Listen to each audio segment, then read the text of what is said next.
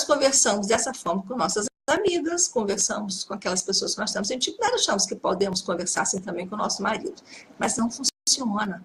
Ele se sente pressionado, ele se sente desrespeitado, e o que acontece na maioria das vezes é que o marido foge daquela conversa.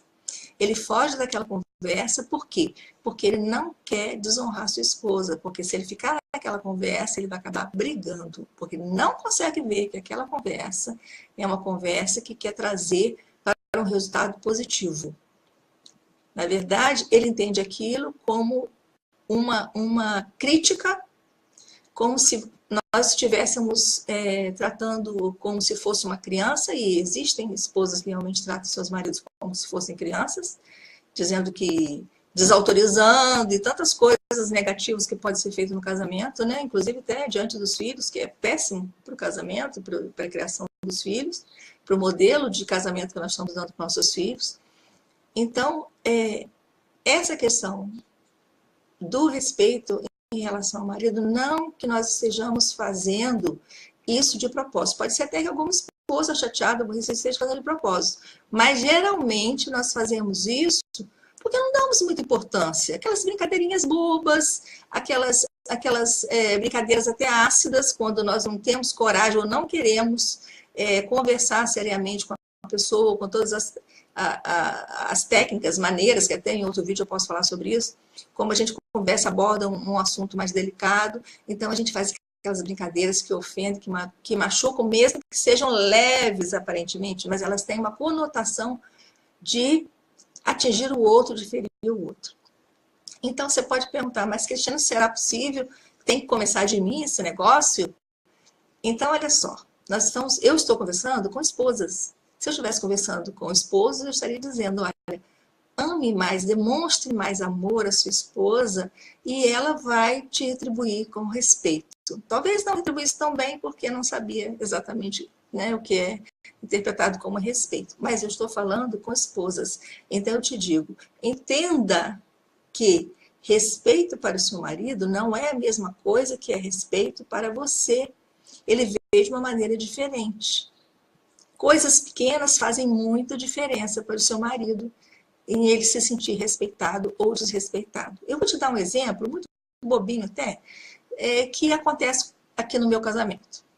Meu marido é muito preocupado com questão de carro, segurança de carro, se o carro vai ficar no estacionamento e tal. E quando às vezes eu saio de casa, eu tiro o carro, eu vou sair de novo, e eu não quero guardar o carro na garagem, porque eu vou sair de novo. Mas ele sempre fala comigo assim, e hoje em dia, né? Eu tenho que aprender, né? Hoje em dia eu já faço diferente.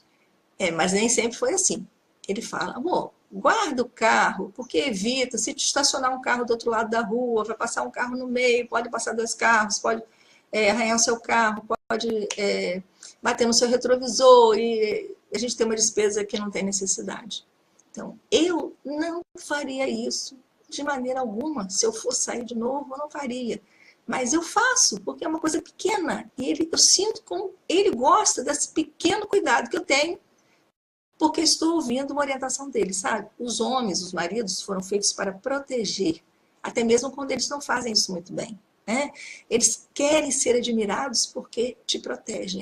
Agora, se ele quer te dar proteção, mas você não aceita essa proteção, então ele vai desistir disso, né? E aí nós não vamos receber aquele amor, aquela atenção, aquela segurança, aquele companheirismo que nós desejamos receber no casamento.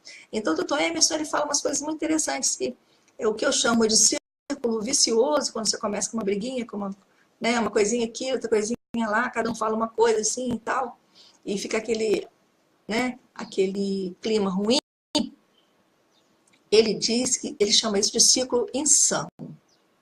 Então ele diz que é como se nós vivêssemos no fundo do mar. Vamos usar essa metáfora.